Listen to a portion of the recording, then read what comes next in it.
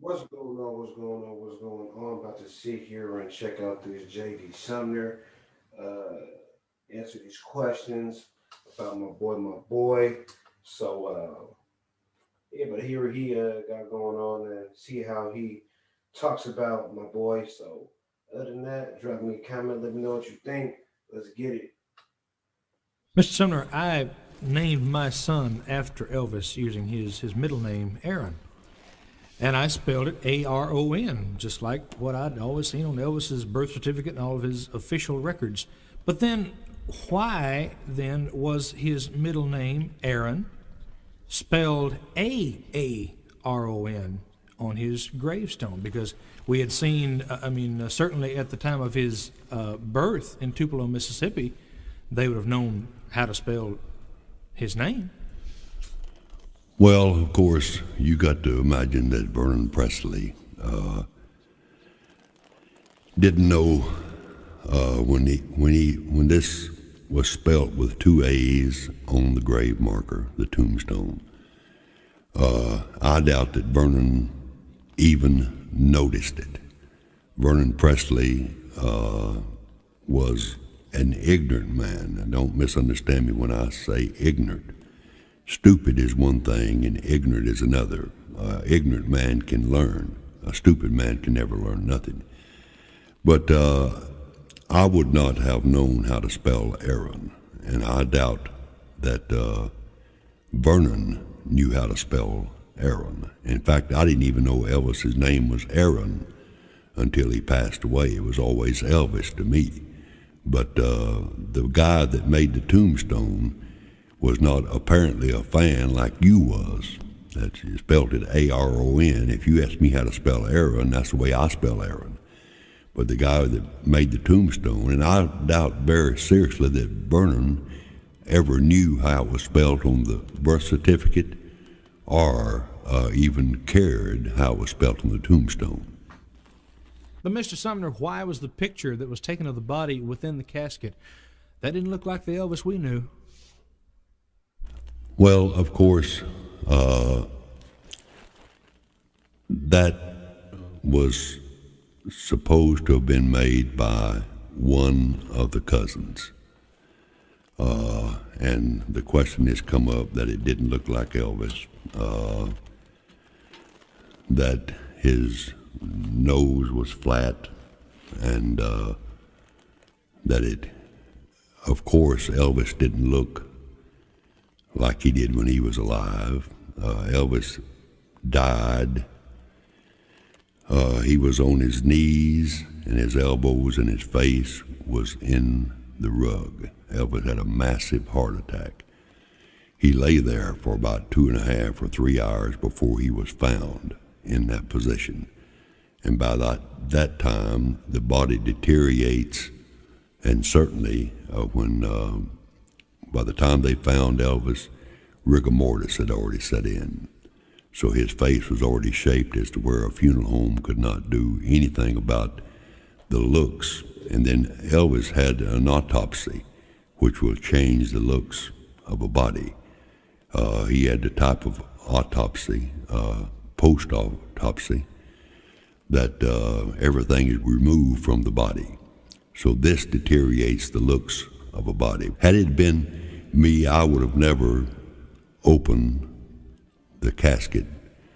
But Vernon came from the old school, the same as I did. When my mother passed away, they asked me, did I want, I said, Mr. Sumner, it's customary now that we don't open the casket at the church during the funeral, but it's up to you. I said, the casket will be open. Vernon should have kept the casket closed, but instead of that, Vernon had the casket open for everybody to see. There was 80,000 people that came through to view the body after it was placed at Graceland. Now the thing to do, in the old days, you brought the body home, and people set up with it. The same thing happened to Elvis, because Vernon was from the old school. Now people don't do that. Elvis was brought home to Graceland. He was put in the foyer of Graceland, and people were allowed by the thousands to come by and view Elvis Presley. And it could have been easily that the casket could have been closed. It could have been a closed funeral. Even I would not have been able to have attended the funeral if it had been a hoax or anything pertaining to a hoax. But Elvis Presley was dead. His casket was open. Thousands of people saw him. All the people at the funeral that day saw him. I felt of his hand. I know that Elvis Presley is dead. Well, I guess sadly all of us in this room and everybody who is listening to this tape surely know by now that with you being there and you being in charge of the funeral, it's true that the king of rock and roll, Elvis Presley, is dead. But as we close this series of tapes, tell us something funny. Well, of course, when you was around Elvis, well, everything was funny. Because if he wanted it to be funny, you laughed whether it was funny or not.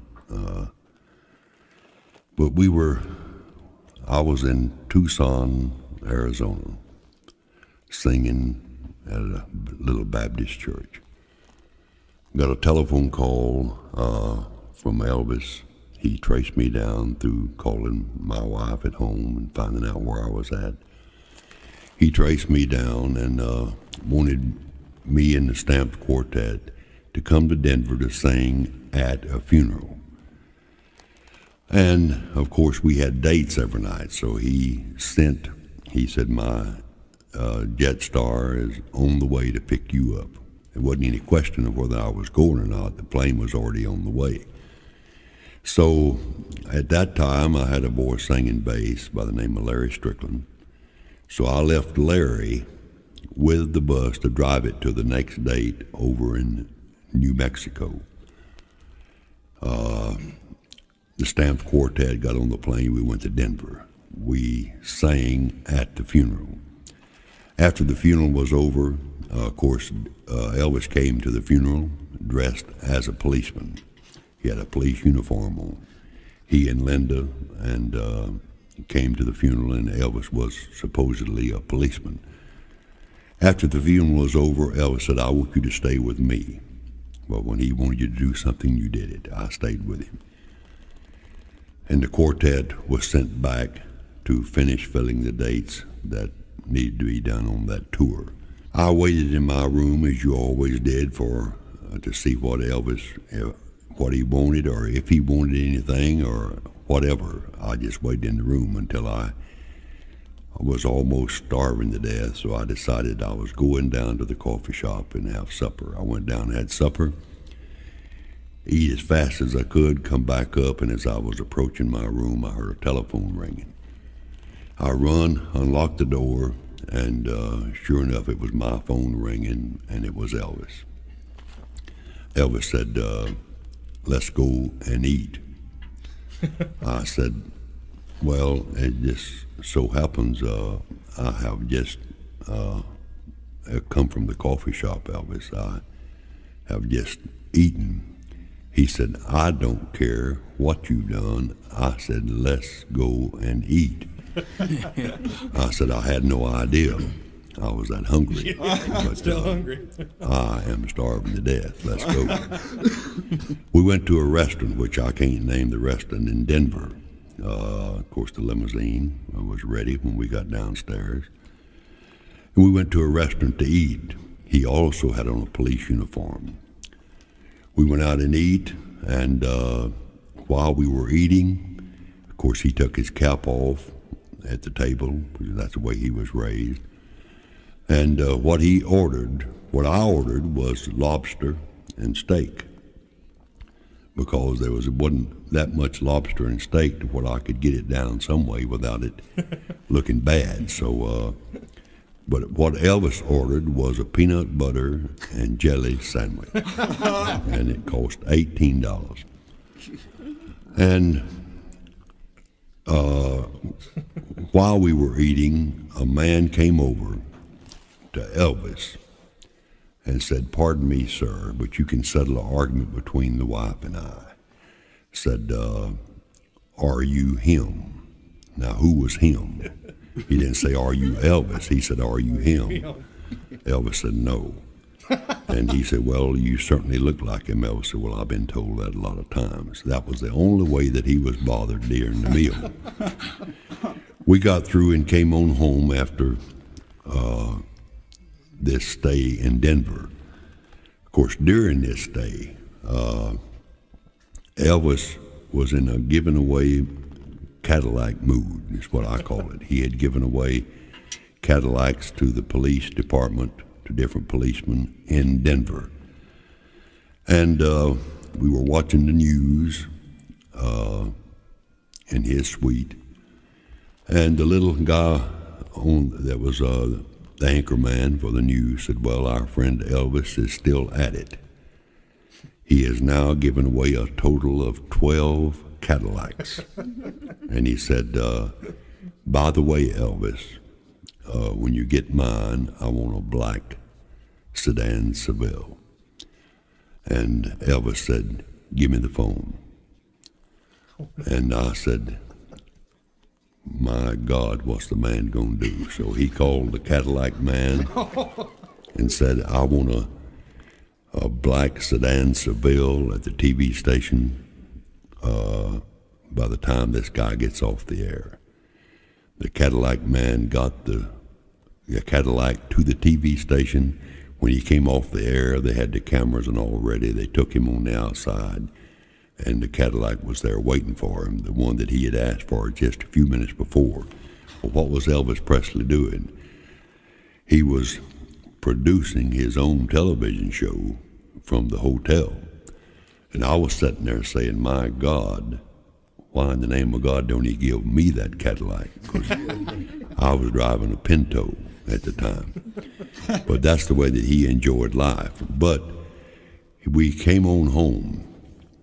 Elvis, apparently when he was a young boy, well, peanut butter and jelly sandwiches was his favorite.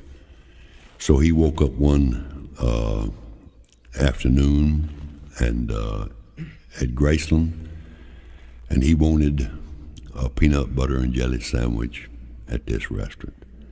He called his pilot, Milo, and got the crew together, got on the Lisa Marie, the big airplane, flew to Denver.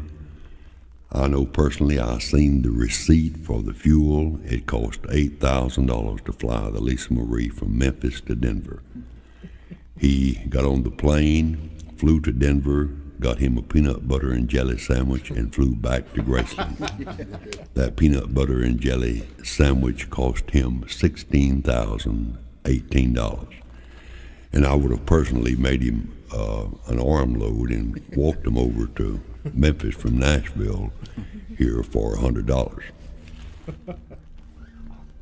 Mr. Sumner, this lady said she took pictures of Elvis hiding in the back bathhouse. Well, whoever said they made pictures of him did not make pictures of Elvis Presley. Now, the photo that I seen, supposedly, as somebody implied that it was Elvis sitting behind this screen door, looking out over the swimming pool and the meditation garden. Anything can be done with trick photography. You can take a picture and put it with another picture and screen one of them back and make it sort of hazy. That whoever said they took a picture of Elvis Presley lied, because Elvis Presley was dead, and there's no way that he could have been sitting behind that chair unless Jesus has done it again. There's only been two people that's been raised from the dead. That was Lazarus and Jesus Christ. And Elvis Presley's dead, so that nobody took a picture of him. That picture is also a hoax. Thank you, Mr. Sumner, for your time and your insight into this subject. We appreciate it very much. But yeah, going all the way somewhere else just to get a peanut butter and jelly sandwich, that's crazy. That's crazy. Reminds me of like little dumb shit I used to do and still do. I'll go all the way 2 states over just to go get a pizza and come right back. Just because I want that pizza, you know what I'm saying? And I really be doing that. That's crazy. But I did enjoy the JD Sumner. I'm a fan of his. I like the voice. He holds it down, uh, especially on that Why Me Lord. You know what I'm saying? And Greensboro, North Carolina. Yeah, that's exactly where it was at. That's the blue suit. This is an owl. That one. Uh, but yeah, people just didn't want to believe and understand that he was gone, which is understandable, especially when they got an attachment to this man and things like that. But you know, and that story about when he died. That to me is what I don't have clarification on. I didn't hear people say they heard a thump. Then they ran upstairs and he was dead.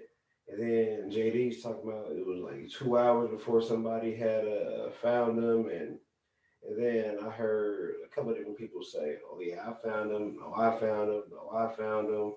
So it's like kind of don't even know really what happened. You know what I mean? What do you think? Who do you think found him? And because from the list of it's like 8 people had found this man, and that can't be the case. You know what I'm saying? That can't be the case. But shout out to JD, that deep ass voice, speaking real highly on my boy, my boy. So I respect it. Drop me a comment. Let me know what you think.